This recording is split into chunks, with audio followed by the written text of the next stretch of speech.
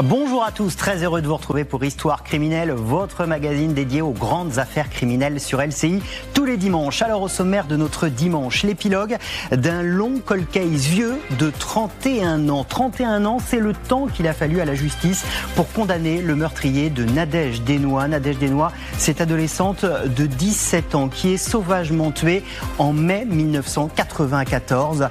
31 ans après, 31 ans de combat pour sa famille, le frère et la sœur de Nadège Desnois sont sur ce plateau et nous livreront leur toute première réaction dans un instant. Et puis ce dimanche, au menu également, le procès Jubilard. Que penser de la défense de Cédric Jubilard? Nous allons décrypter cette première semaine de procès avec l'œil aiguisé d'Alain Bauer. Nous verrons comment la défense a étrillé l'enquête des gendarmes, comment la défense a aussi commencé à semer le doute sur l'amant de Delphine Jubilard. Nous nous replongerons aussi dans l'histoire, l'affaire Suzanne Viguier. Vous verrez, les parallèles sont assez frappants. Et puis comme tous les dimanches, dans le viseur de Guillaume Fard, Guillaume vous dira tout de la reconstitution numérique. Cette technique a été utilisée cette semaine dans l'affaire de Crépol et la mort de Thomas. Vous verrez comment les nouveaux outils technologiques permettent aux enquêteurs de s'immerger sur une scène de crime. Soyez les bienvenus dans Histoire criminelle, chapitre 5. Et tout de suite, on plonge au cœur de l'enquête.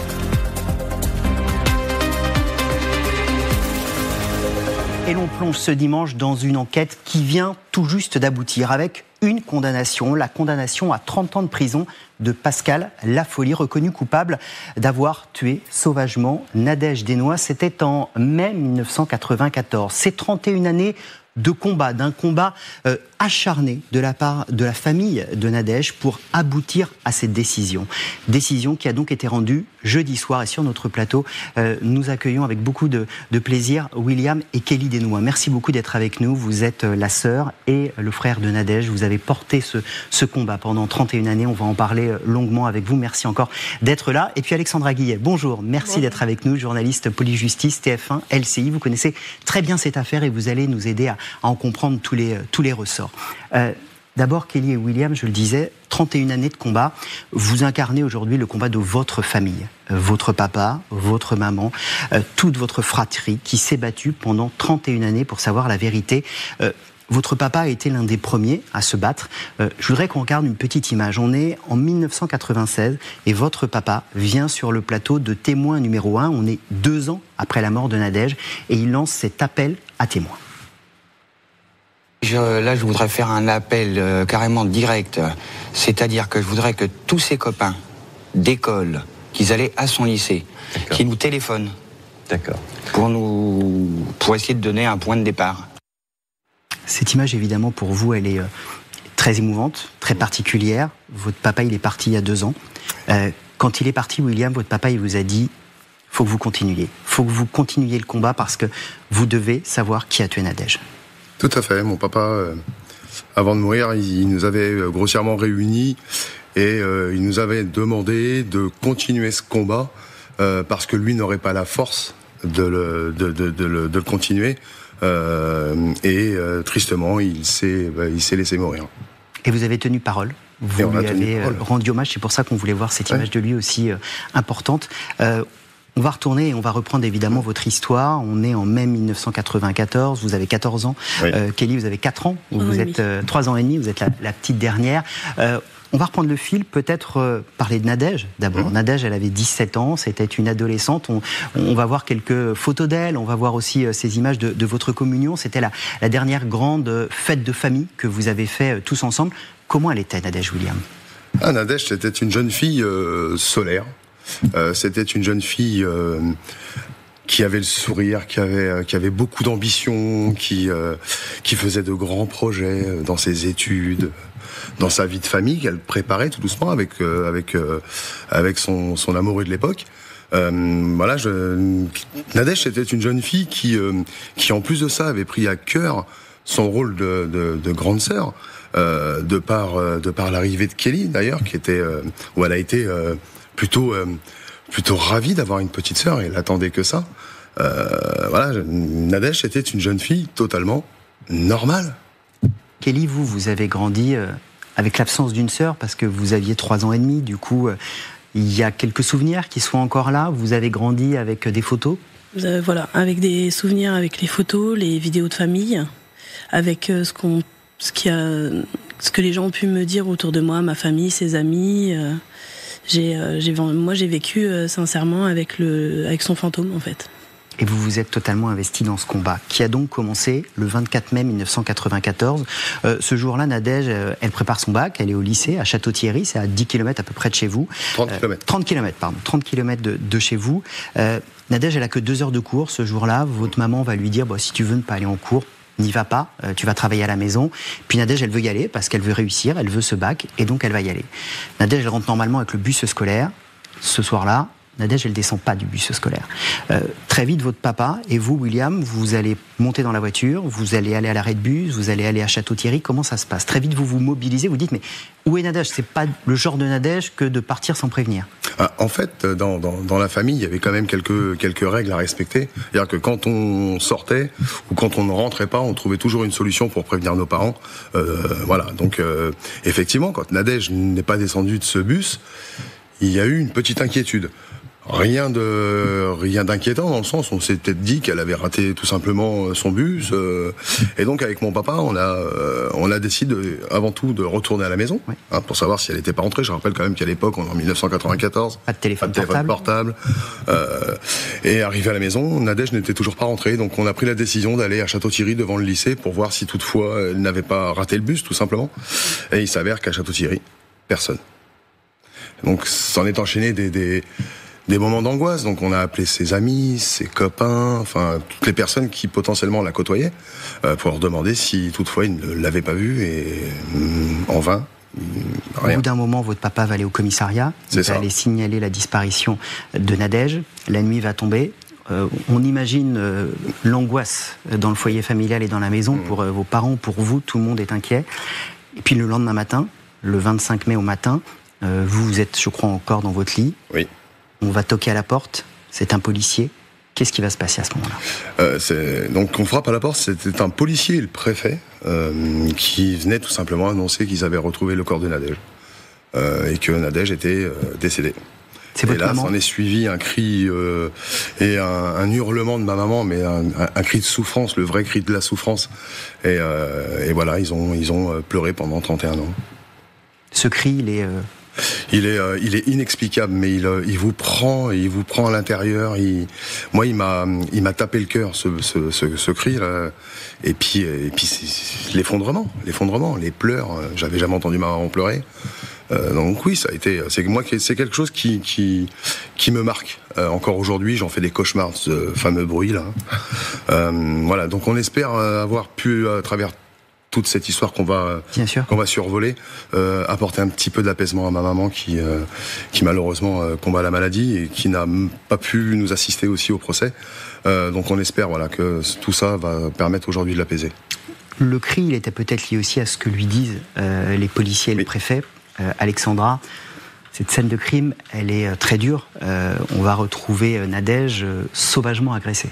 Oui, en fait, elle va être découverte par un promeneur aux abords d'un chemin que les lycéens empruntent d'ailleurs régulièrement. Son corps est partiellement enfoui sous des feuillages en position de chien de fusil et l'autopsie révélera qu'elle a reçu 8 coups de couteau, notamment au thorax et au cou, qu'elle n'a pas subi de violences sexuelles, mais qu'il n'y a pas non plus de signe de défense, ce qui signifie qu'elle a peut-être été prise par surprise et peut-être attaquée de dos. Près d'elle, effectivement, les enquêteurs vont retrouver quelques objets, son cartable en cuir notamment dans lequel il y a ses affaires scolaires, mais ils vont également découvrir un morceau de cordelette qui fait 80 cm, ainsi, chose plus surprenante, plus inhabituelle, certainement une rose fraîchement cueillie, et les enquêteurs vont aller jusqu'à chercher d'où pouvait provenir cette rose, et a priori elle venait d'un rosier qui était situé à proximité en fait de cet endroit. D'où ce surnom de tueur à la rose. Exactement. Qu'on a donné longtemps à celui qu'on peut désormais nommer Pascal Laffolie, puisqu'il a été condamné. On va y arriver évidemment. On va évidemment rentrer dans le temps de l'enquête, et cette enquête va être extrêmement longue parce qu'il n'y a pas d'avancée. Comment, Kelly, vous vivez ces années où il ne se passe rien? C'est très dur parce que moi je vois mes parents malgré tout, je revois mes parents souffrir, se poser des questions, toujours des interrogations auxquelles on n'a pas de réponse. L'enquête elle avance pas, donc c'est vrai que c'est très perturbant. on va au bout d'un moment, au fur et à mesure de l'avancée des techniques police-justice, on va identifier un ADN sur le chouchou de Nadège. Cet ADN, on va le passer dans les fichiers et malheureusement, ça ne matche pas, comme on dit, il n'y a personne qui correspond à cet ADN. Et puis, il va y avoir, à un moment, un basculement. Je crois que vous êtes en réunion de travail, vous recevez un coup de téléphone, c'est un de nos confrères qui vous appelle, qui vous dit quoi ? Le suspect numéro 1 dans l'affaire de Nadège, il est arrêté, on est 27 ans après. Oui, c'est ça, j'étais au travail en pleine réunion et j'ai un journaliste du Parisien qui m'appelle et qui me dit « Monsieur Desnoyers, vous êtes bien le frère de Nadège ?» Je lui dis « oui ». Et il me dit « On a un suspect qui vient d'être arrêté dans le cadre de l'affaire de Nadège ». Voilà, c'est tous les éléments que j'ai à ce moment-là. Donc croyez-moi, je tombe en arrière, je comprends pas. Pour moi, c'est un canular, tout simplement. Cet homme, il s'appelle Pascal Lafolie. Qu'est-ce qu'on sait de lui à ce moment-là, Alexandra ? Alors, à l'époque des faits, cet individu, il a 28 ans, il est marié, il est père de 2 enfants. Il ne vit pas à Château-Thierry, il vit à quelques dizaines de kilomètres de là. En revanche, il connaît très bien cette commune puisqu'il y a grandi depuis l'âge de 10 ans. On va remonter le parcours judiciaire de cet homme. On va découvrir qu'il a un lourd casier judiciaire, notamment 2 éléments qui sont évidemment extrêmement importants. 1996, il a agressé sexuellement une adolescente de 14 ans. L'an 2000, il viole une femme de 21 ans. Pourquoi et comment, Alexandra, on remonte à cet individu ? On est, je le répète, en 2021. Nadège, elle est morte en 1994. Eh bien, parce qu'en 2021, il a sa compagne qui va porter plainte pour des violences. Et à ce moment-là, eh bien, on va prélever son ADN. Et son ADN va être intégré au fichier, le FNAEG, vous savez, le fichier national des empreintes génétiques. Et en fait, il se trouve qu'en 2021 aussi, la justice a décidé de faire une nouvelle expertise décelée dans l'affaire de Nadège, et en les remettant dans le fichier, eh bien là, ça va matcher et ça va faire sortir le nom de cet individu, de Pascal Lafolie. Et on va écouter le témoignage de cette femme qui est allée dire « J'ai un compagnon qui m'a giflé » et ça va tout changer. C'est nos confrères de 7 à 8 qui l'ont interrogé. Je suis arrivé pour le récupérer parce qu'il était chez des amis et du coup ce qu'il a fait c'est qu'il m'a dit comme quoi que j'avais fumé dans la voiture, je lui ai dit oui et puis du coup il m'a mis la claque. Après il a pris ma voiture et s'est barré avec ma voiture. Donc je me suis retrouvé toute seule. Je suis rentré chez moi, j'ai appelé la gendarmerie, je suis reçu la police et puis la police m'a dit de prendre ma voiture, de venir au commissariat de police et puis du coup voilà. Et vous n'avez pas porté plainte ? Non. Je voulais que ça serve de leçon, qu'on ne baffe pas, c'était la première fois, donc c'était qu'une gifle, on va dire, mais il m'aurait fait plus, oui j'aurais porté plainte, mais non, j'ai pas porté plainte parce que je voulais que ça serve de leçon. On salue d'ailleurs la ténacité des enquêteurs qui vont lui dire si madame, une gifle ça ne suffit pas, une gifle ça peut engendrer autre chose, il faut porter plainte. C'est ça qui a permis qu'il y ait une enquête ouverte, la prise ADN, et ça match. Et donc, Pascal Lafolie, son ADN est retrouvé sur la scène de crime. Il va donc être jugé, c'était le procès qui se tenait cette semaine. Peut-être dire un mot de ce qu'il a déclaré, parce qu'il arrive à ce procès, Pascal Lafolie, avec une version assez farfelue des faits. Alors, il faut savoir que lors de sa garde à vue, et y compris lors de son premier rendez-vous chez le juge d'instruction, quand l'enquête est réouverte suite à son interpellation, il avoue, il reconnaît les faits. Après, il va contester finalement ses premières déclarations. M'a extorqué mes aveux. Voilà, et donner une autre version. Et cette version, elle accuse son frère, Franck Lafolie. Il dit qu'en fait, ce jour-là, le jour où Nadège Desnoyers est morte, il était bien à Château-Thierry, il était avec son frère, il l'avait dépanné pour l'emmener à un rendez-vous, et que son frère a voulu agresser cette jeune fille, et que lui, en fait, a voulu s'interposer, a voulu la défendre, et qu'à ce moment-là, en fait, il a été assommé, il a reçu un coup, il a perdu connaissance, et après, il ne se souvient plus de rien. Alors, un frère, c'est vrai, au parcours très édifiant, pour ne pas dire glaçant, lui aussi décrit comme extrêmement violent par tout son entourage, par tous ses proches, condamné, lui également, dans des affaires d'agression sexuelle et pour le viol de sa propre jeune fille, de sa propre fille qui n'avait que quelques mois. Mais pour autant, l'enquête va en fait repousser la possibilité de ce scénario pour plusieurs raisons. Parce que d'abord, tous les proches de ces deux frères disent qu'à cette époque, ils ne se parlaient plus, ils ne se voyaient plus, qu'il n'y a également aucune trace de son ADN. Alors on précise que son frère, il était mort, qu'on a exhumé le corps, qu'on a fait la comparaison ADN et qu'on dit non, il n'y a pas l'ADN de votre frère. Exactement. Son ADN n'est pas présent, contrairement à celui de Pascal Lafolie, et que, en plus, la reconstitution des faits fait le scénario ne tient pas et qu'il n'y a pas non plus de traces de lutte, on l'a déjà dit, au niveau de l'autopsie. Autre problème, ce frère, il est décédé, donc il n'a jamais pu être entendu puisqu'il est décédé cette même année, en 2021. Version évidemment bancale qui n'a pas tenu face à la cour d'assises de Laon, qui a donc jugé Pascal Lafolie cette semaine, jeudi condamné à 30 ans de prison pour le meurtre de Nadège. D'abord, est-ce que vous êtes un peu soulagés l'un et l'autre ? Est-ce qu'il y a une forme d'apaisement ? Oui, parce que c'est arrivé au bout du combat qu'on a mené durant toutes ces années. Nous, tout ce qu'on voulait, c'était apporter des réponses. Moi, j'avais toujours promis à mes parents, à l'époque, donc en 1994, que j'aurais tout mis en œuvre pour retrouver l'assassin de leur fille avant qu'il quitte ce monde. C'était pour qu'il puisse partir apaisé. Et quand on voit le profil glaçant de ce personnage, on se demande où on est, quoi. Comment vous l'avez senti, Kelly ? Vous êtes rentré dans cette salle d'audience, il est là, face à vous. Comment vous l'avez perçu ? Déjà, le fait qu'il n'y ait aucun regard, aucune chose de sa part envers nous. Il vous a pas regardé ? Non, à part contraint par l'avocate générale. Mais sinon, non, aucun regard, aucune empathie, rien. Vraiment, je ne sais même pas comment vous expliquer en vrai, parce que il n'y a rien qui paraissait, il regardait tout droit. William, comment vous l'avez senti ? Est-ce que vous attendiez des choses de lui ? Est-ce que vous vous étiez fait à l'idée qu'il resterait sur « ça n'est pas moi » et qu'il ne lâcherait rien ? Alors, oui et non. Oui et non, pourquoi ? Parce que notre avocat, Maître Chemla, nous avait dit clairement « n'attendez rien ». Il campe sur ses positions depuis 2021. Alors moi, j'avais quand même une petite lueur d'espoir. Je veux dire, on a toujours un petit espoir qui lorsqu'on lui donne la parole à la fin, qui nous regarde et qui nous disent oui, c'est moi, on n'aurait pas accepté aucune excuse, ça va de soi, mais qui prennent un peu de conscience. Je pense que ça nous aurait apaisé un peu plus.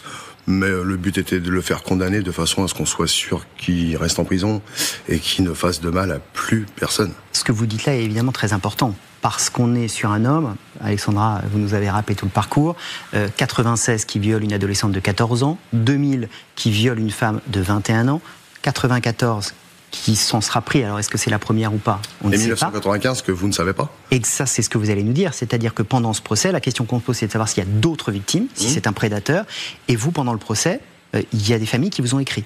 Il y a une famille il y a une jeune femme qui a contacté notre avocat, il me semble que c'était mardi soir, donc au deuxième jour du procès, et qui vient parler, et qui dit, moi cet homme-là, il m'a agressé. Il m'a agressé, seulement à l'époque, en 1995, il a été condamné pour attaque avec violence. Voilà. Seulement, quand elle raconte son récit, il a tenté de la violer. Ça veut dire qu'il y a peut-être d'autres victimes ? Oui. Vous prêchez un convaincu, je vous le dis. On en est persuadé. On a peut-être affaire à un prédateur. Est-ce qu'il dit quelque chose durant ce procès, à un moment, sur Nadège ? Est-ce qu'il vous a donné des éléments supplémentaires ? Ah non. Rien. Non. Quand je vous dis que le profil du personnage, il est glaçant, c'est qu'il il est resté de marbre. Il ne se souvient pas du nom de ses victimes et il ne veut pas s'en souvenir. Alors, même moi, j'ai pour trouvé vous ça dire, plus qu'aberrant. Le jour du procès, il a dit que ça ne lui servait à rien de connaître le nom de ses victimes. Donc il exhibe sa cruauté sans grande difficulté devant vous. Exactement. à croire qu'il veut continuer à faire souffrir les familles qui souffrent déjà depuis des années. Oui. Alexandra, on peut imaginer, s'il y a des témoignages qui viennent, il faudra évidemment qu'ils soient vérifiés par les enquêteurs, qu'on rouvre des enquêtes sur ces affaires-là ? Oui, bien sûr. Alors, il faudra voir avec le pôle Cold Case, peut-être certainement, puis avec votre avocat. Après, toute la question qui se posera, ce sera celle de la prescription. C'est ça. Toutes ces années, pendant ces 31 années, Nadège, elle a été avec vous tous les jours ? Oui. Oui, on la faisait vivre au quotidien. On voulait pas que nos enfants ne la connaissent pas. On la fait vivre tous les jours. Moi, il n'y a pas une journée où je ne pense pas à elle. Et on continuera à la faire vivre, quoi qu'il arrive. Il faut qu'elle reste présente au sein de notre famille. Pour vous, Kelly, comment vous avez grandi avec cette sœur absente et si présente, finalement ? Ça a été très compliqué parce que par rapport au visionnage des vidéos, des photos, on voyait une sœur très très proche de nous, de moi, et du coup c'est un manque en fait. C'est un énorme manque de se dire qu'on a grandi avec un fantôme en fait, qu'on ne peut pas prendre dans ses bras, qu'on ne peut pas profiter en fait. C'est qu'on peut pas toucher, qu'on peut pas. C'est hyper compliqué, c'est hyper dur. Comment on tient pendant 31 années ? Le soutien de la famille entre nous. On est très très fusionnels, très soudés. Et c'est aussi un peu grâce à nos parents parce que ils nous l'ont fait vivre aussi durant toutes ces années malgré leur peine. Ils l'ont fait vivre près de nous. Et je pense que c'est resté et je pense que ça restera jusqu'à la fin de notre vie. Alexandra. Oui, dans ces affaires-là, c'est très difficile de vivre avec ce type de fait parce qu'il n'y a pas de mobile, il n'y a pas de suspect. Tout le monde a été entendu et en fait on ne sait même pas si ça peut être quelqu'un qu'on côtoie tous les jours ou si même si l'enquête a fait son travail, bien sûr, mais tant qu'il n'y a pas la réponse, qu'on n'a pas la personne qui est identifiée concrètement, tout est possible.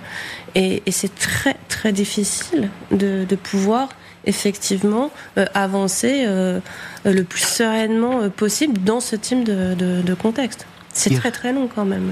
Il reste une inconnue. On pourrait penser que vous allez pouvoir tranquillement, entre guillemets, tourner la page au moins de l'enquête. Sauf qu'il peut faire appel. Pascal Lafolie, il a jusqu'au 5 octobre pour faire appel. Visiblement, il a très envie de faire appel. Son avocate va peut-être tenter de le raisonner. Mais vous êtes prêt à repartir au combat s'il fait appel ? Oui, bien sûr. Appel, le combat, on le mènera jusqu'au bout. Donc peu importe ce qui peut arriver, on sera présent. Vous pensez qu'il va faire appel ou pas ? J'espère pas pour lui, ça va pas dans son intérêt, très sincèrement. Après, il clame son innocence depuis le début, hein, donc il va lui aussi aller au bout de son combat, je pense. Hein. Je voudrais qu'on termine, on a commencé avec votre papa, votre maman, vous nous le disiez, elle aussi, elle lutte contre la maladie. Comment elle a réagi quand vous lui avez dit c'est fait, on l'a fait condamner ? Elle a pleuré.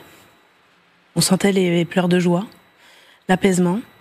Nous sommes allés la voir le lendemain. Elle est à l'hôpital ? Oui, voilà, elle était toujours à l'hôpital. Elle y est toujours d'ailleurs. On lui fait un gros bisou. Hein. Ouais, ça a été. On voyait qu'elle était soulagée que ça soit passé, qu'on ait mené ce combat. Et malgré tout, elle était avec nous. Tous les soirs, on l'appelait, on lui faisait un petit rapport de ce qui s'était passé. Et ça lui a, je l'espère, ça l'a apaisé. J'espère qu'elle va pouvoir, entre guillemets, tourner une page parce que c'est un chapitre de notre vie qui se clôture. On ne l'oubliera jamais, ça c'est sûr. Mais je pense qu'on va pouvoir avancer sur d'autres choses, d'autres projets. Et j'espère qu'elle va pouvoir le faire aussi. Merci beaucoup. Merci à vous deux d'être venus. On salue votre avocat, Maître Chemla, qui s'est battu à vos côtés de façon remarquable et qui nous a accompagnés pour la préparation de cette émission. Bon courage à toute votre famille. On vous souhaite le meilleur et on suivra évidemment s'il y a cet appel ou non. Mais merci d'avoir eu la force, le courage de venir sur ce plateau. Merci beaucoup, Alexandra. Et on se dit évidemment à bientôt sur le plateau d'Histoire criminelle. Tout de suite, on va se plonger dans le viseur de Guillaume Fard.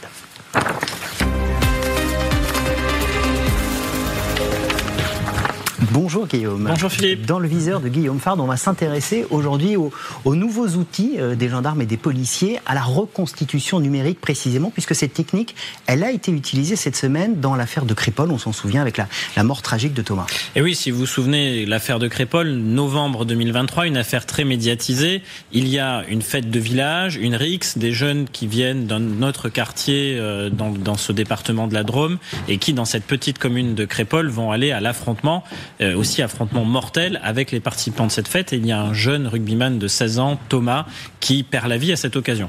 Dans cette affaire, il y a 2 ans après, 14 mises en examen, mais on ne sait pas.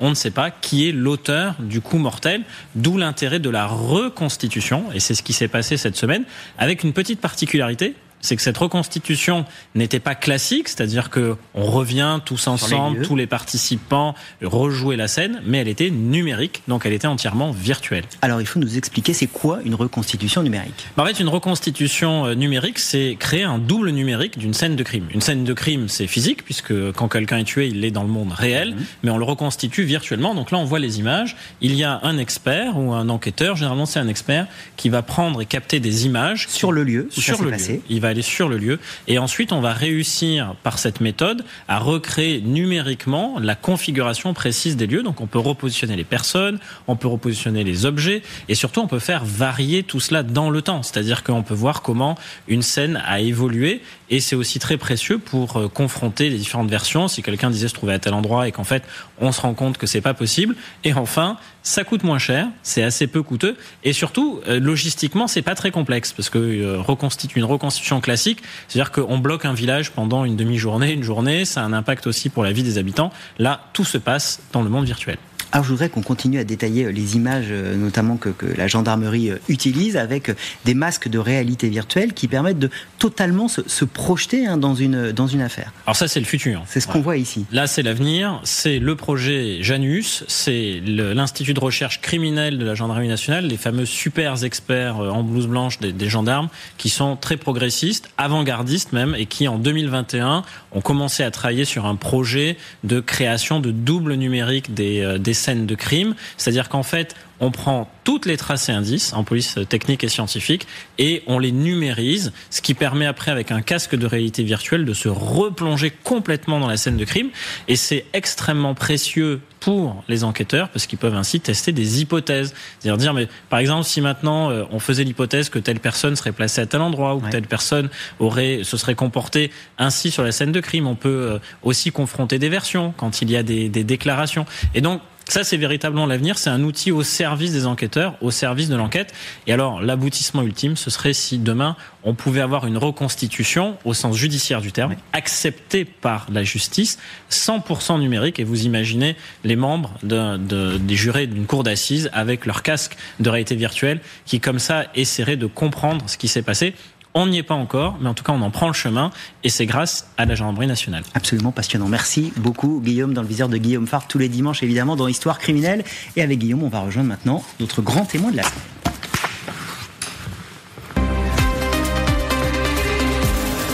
Et notre grand témoin de la semaine, on est heureux de l'accueillir, Alain Bauer, visage bien connu évidemment, professeur de criminologie au CNAM, il faut le rappeler, auteur de nombreux ouvrages, allez, on va citer que le dernier. On les prend dans l'ordre. Alain, au bout de l'enquête avec Marie Drucker, c'est la saison 3, c'est chez First pour se replonger dans les grandes affaires criminelles avec votre œil aiguisé. Merci d'être avec nous. On voulait que vous soyez là pour reprendre avec vous, dans le détail, la première semaine du procès Jubilard. Parce qu'il y a énormément de fils à tirer. Et puis on va aussi se replonger un peu dans l'histoire. L'affaire Suzanne Viguier qui présente des parallèles. C'est pas un copier-coller, mais il y a quand même des parallèles assez intéressants. Commençons d'abord par une image. Alain, évidemment, c'est l'image de la semaine. C'est le visage de Cédric Jubilard. On le voit ici, Cédric Jubilard, au premier jour de son procès, les cheveux rasés, la veste de survêtement. Il faut expliquer à nos téléspectateurs qu'il aurait pu refuser d'être filmé. Il a accepté d'être filmé. Pourquoi il fait ça ? Alors d'abord, une stratégie de défense, c'est à la fois du contenu, des avocats, mais c'est des images. Oui. Les images sont là. Qu'on soit filmé ou pas, il y aura des photos ou des dessinateurs qui font ça d'une manière exceptionnellement fine.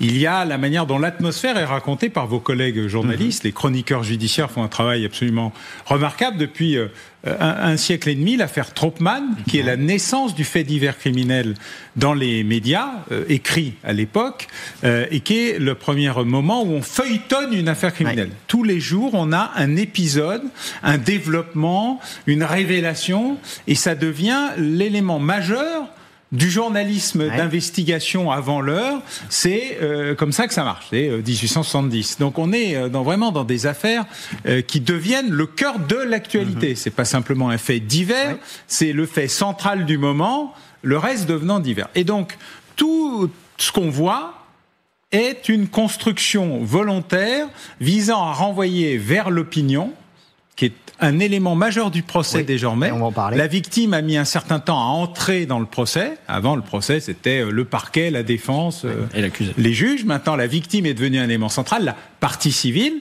Et puis, l'opinion, de plus en plus, devient un élément de gestion et de pression. Et donc, cette image-là, elle n'est pas faite pour les juges, elle n'est pas faite pour la partie civile, elle n'est pas faite pour l'accusation, elle est faite pour nous. Si je fais un parallèle, Jean-Claude Roman, cet homme qui se fait passer pour médecin auprès de sa famille avant de tuer tout le monde, à son procès, pareil, il accepte d'être filmé avec cette idée que probablement il garde le contrôle sur son histoire. Il l'a écrit tout au long de sa vie en mentant à tout le monde.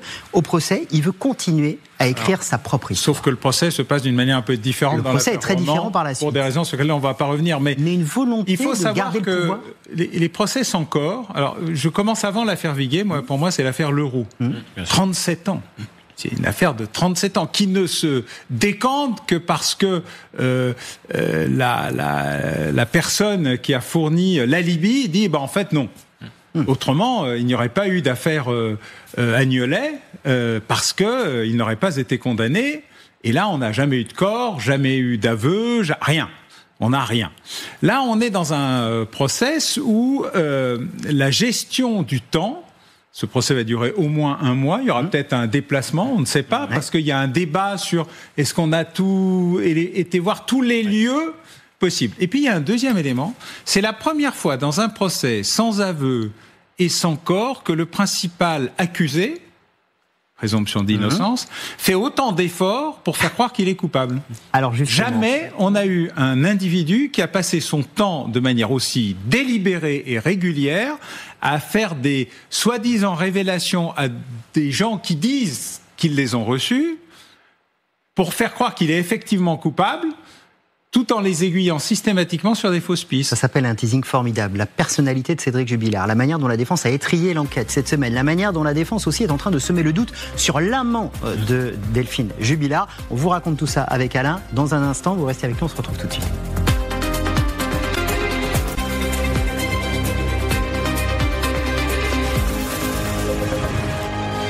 Et sur LCI, on décrypte cette première semaine du procès Jubilard avec l'œil aiguisé d'Alain Bauer. Merci encore une fois d'être avec nous. On parlait du poids de l'opinion. Alors l'opinion, évidemment, elle est importante, surtout quand on a, comme cette semaine, des enquêtes de personnalité assez chargée, j'ai envie de dire, contre Cédric Jubilard. Elle a été détaillée, cette enquête de personnalité. Alors en gros, fumeur de cannabis à haute dose, plutôt fainéant, pas très travailleur, qui roule un peu des mécaniques et qui aime s'imposer. D'ailleurs, il l'a reconnu, Cédric Jubilard. Regardez cette petite phrase. Une fois qu'il y a eu cette enquête de personnalité détaillée devant les jurés, il a dit « Je suis dans l'ensemble assez d'accord avec cette enquête de personnalité. J'aime me montrer, prendre de la place, c'est une certitude. » Alain, vous disiez à l'instant, il fait tout pour être condamné. Il ne s'est pas valorisé, hein. Et il vous manque la phrase, le meilleur morceau, je suis un connard. Parce que c'est la stratégie de la défense. La normalisation, la complexification, la médiocritisation de Cédric Jubilard est une stratégie de défense. Je suis un pauvre type, mais pas un meurtrier. Je suis un pauvre type, donc je ne suis pas un meurtrier. Et il y a ça, y compris dans le choix de la tenue, qui est un choix. Hein. C'est comme quand on a comme quand vous faites une émission de télévision ou quand vous allez au cinéma, vous avez quelqu'un qui s'occupe de vos tenues. Vous n'arrivez pas, vous ne levez pas le matin en disant c'est comme ça que je vais faire mon émission. Vous voyez ? Eh bien, c'est exactement la même chose. Il y a une réflexion globale. Ça ressemble assez à un procès aux assises américaines, où le choix des jurés, alors là, ça ne se fait pas exactement de la même manière, mais l'ensemble du processus de communication autour de l'accusé, donc de la défense, est une stratégie minutieusement structuré. Et là, l'impression que ça donne, je ne suis pas dans la tête de sa défense, c'est un choix délibéré du look, de l'habillement, des déclarations, etc. Ce qui est vraiment curieux, c'est la distorsion entre ce moment précis du procès et tout ce qui l'a précédé, c'est-à-dire la multitude de vraies fausses révélations à une ancienne petite amie, à une autre petite amie, à un ancien co-détenu sur mais si je l'ai étranglé, le corps est ici, non il est là, non il est ailleurs, qui ont été des éléments qui ont structuré l'idée qu'il ne pouvait être que Marguerite Duras coupable, forcément coupable, alors que la stratégie de la défense aujourd'hui entre dans une autre perspective. Et y a-t-il deux stratégies qui se sont percutées, ou en fait est-ce la même ? Et peut-être que dans 15 jours, ou dans 3 semaines, ou à la fin du procès, on pourra revenir parler de l'efficacité ou pas de cette stratégie tous azimuts, ou de ces stratégies qui se sont percutées au moment du procès. Alors, en tout cas, là où je rejoins totalement Alain, c'est qu'il y a un contraste terrible entre un homme qu'on présente comme l'auteur du crime parfait, donc qui intellectuellement aurait fomenté un scénario qui fait que presque 5 ans après les faits, personne n'a réussi à démontrer sa culpabilité. Et d'ailleurs, là, c'est exactement ce qui est en train de se jouer au procès. Et d'un autre côté, l'image qu'il donne à voir. C'est-à-dire que si vous avez très méticuleusement conçu quelque chose que personne n'arrive à démonter, pourquoi vous montrer sous ce jour-là ? C'est un contraste terrible. Et effectivement, ça participe de sa stratégie de défense. La personnalité de Cédric Jubillar et la défense. La défense a entendu les premiers gendarmes qui sont intervenus, le chef d'enquête cette semaine, et elle l'a étrié, cette enquête. Les deux gendarmes d'abord. Les deux gendarmes d'abord. Qui se lèvent à 4h du matin qui arrivent sur place. Et à qui on envoie pour un conflit familial un peu classique, moitié réveillé, moitié pas réveillé. C'est terrible. Les avocats de Cédric Jubillar vont dire, vous nous dites, il y a de la buée dans la voiture, donc elle a été utilisée. Évidemment, vous êtes allé mettre la main sur le capot, voir si le moteur était chaud. Non, on ne l'a pas fait. La téléphonie, c'est important. La téléphonie, elle est reliée à la boîte Wi-Fi de la maison. Vous avez saisi la boîte Wi-Fi ? Non. Ah, bah c'est étonnant. Ils ont démonté un par un tous les éléments de l'enquête. C'est leur job. Alors, c'est pas les éléments de l'enquête. En fait, c'est le problème du primo-intervenant. Guillaume connaissait très bien, et je renvoie d'ailleurs à son excellent ouvrage sur le RAID, le primo-intervenant, c'est ce qui a tout changé dans la lutte antiterroriste. C'est ce qui change tout dans une enquête criminelle. Le premier gendarme qui arrive sur place. Qu'elle soit. Vous prenez l'affaire Grégory, c'est un début pathétique où tout le monde saccage la scène de crime. Dans un effort considérable, tout le monde, les journalistes, les intervenants, les pompiers, les policiers, enfin tout le monde. Et là, on a raté le début d'enquête ? On l'a pas totalement raté, car curieusement, et alors là c'est la partie 2, le major qui dirige l'enquête, qui est avec son look très Troisième République, qui arrive à donner du sens à l'enquête, mais lui il récupère ça juste après. Et donc ce qu'on n'a pas récupéré au début, on l'a pas récupéré au début. Ce qu'on n'a pas fait au début, on l'a pas fait au début. Et c'est irrattrapable.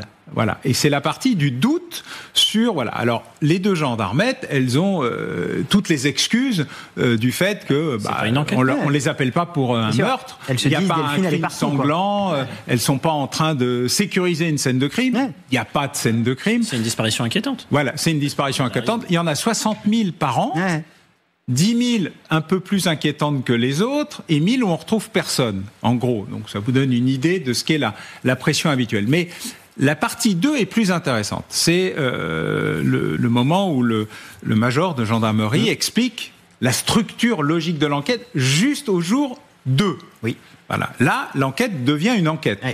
Et là, on commence à retrouver un peu de sens à l'enquête, avec y compris la projection de cette fameuse paire de lunettes brisées qui permet d'être corrélée avec le témoignage du très jeune fils Jubillar, et un certain nombre d'éléments, le cri, la nuit, bref, toute une série de choses qui donnent un faisceau de présomption qui a permis d'ailleurs sa mise en examen et sa mise en détention.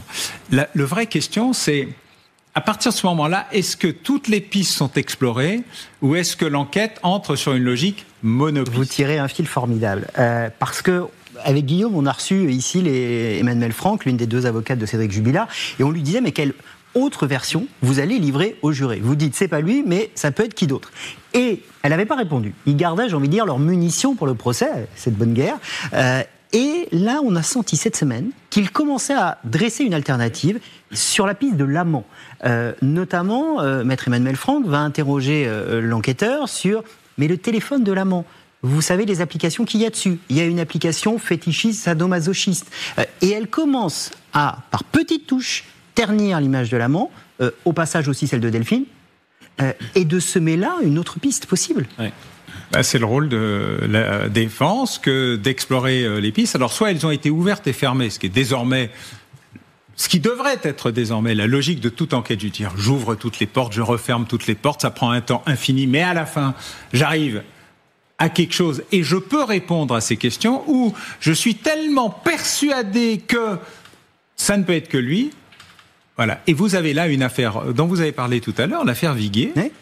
Je rappelle, 2 jugements, 2 acquittements. Mais si nous avions parlé de l'affaire Viguier 1 mois avant le premier jugement, je pense que la plupart des protagonistes, en privé ou en public, vous auraient indiqué à quel point ils étaient totalement persuadés que l'auteur présumé ne pouvait être que coupable. Avant que la défense de Viguier réussisse par 2 fois à retourner. Comme vous citez Jacques Viguier, je voudrais juste qu'on regarde.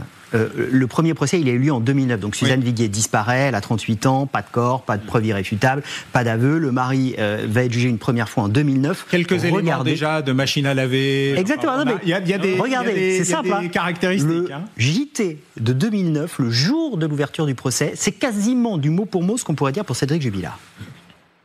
Un mari qui clame son innocence, une épouse disparue et dont le corps n'a jamais été retrouvé, 3 enfants qui soutiennent leur père. Voilà le contexte dans lequel s'est ouvert aujourd'hui le procès de Jacques Viguier devant les assises de Haute-Garonne à Toulouse.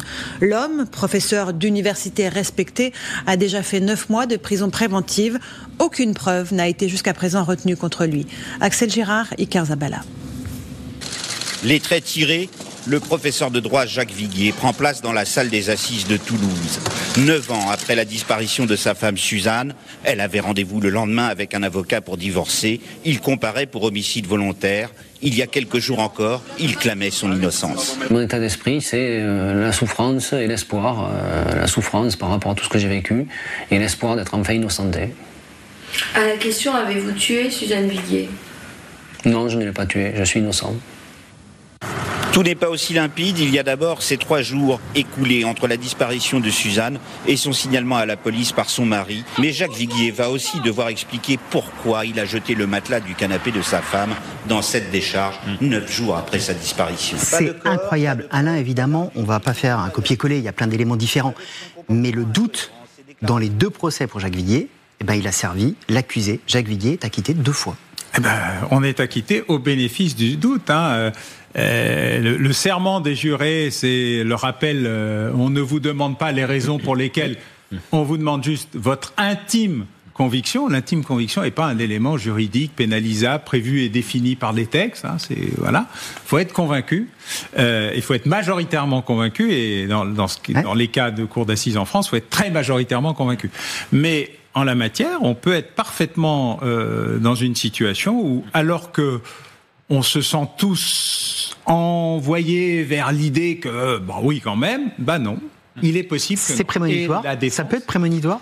Je ne sais pas, mais rappelez-vous, dans l'affaire Méchineau, la disparition la plus étonnante de l'histoire, où vous avez le couple, les 2 parents et les 2 enfants qui disparaissent brutalement il y a un peu plus de 50 ans, les seuls tentative désespérée de trouver une solution à une enquête qui n'en finisse pas, c'est d'aller chercher l'amant supposé ou réel.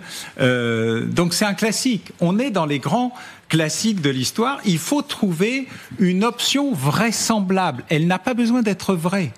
Mais c'est exactement ça. La défense de Jacques Viguier, lors du premier procès, c'est Maître Catala à Toulouse.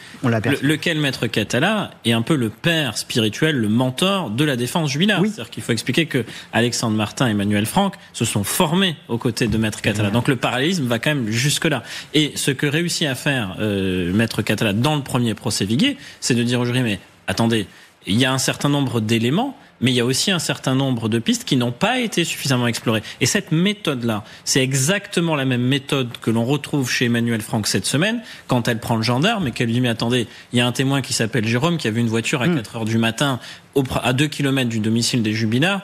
il l'a signalé, pourquoi vous n'investiguez pas? Deuxièmement, l'amant, il est sur un site sadomasochiste, pourquoi vous n'investiguez pas non plus? Il entretient plusieurs liaisons en parallèle avec Delphine Jubillar. Et en fait, c'est cette méthodologie-là qui consiste à amener les jurés à prendre conscience qu'il y a d'autres alternatives possibles et qu'elles n'ont pas été suffisamment explorées. Passionnant.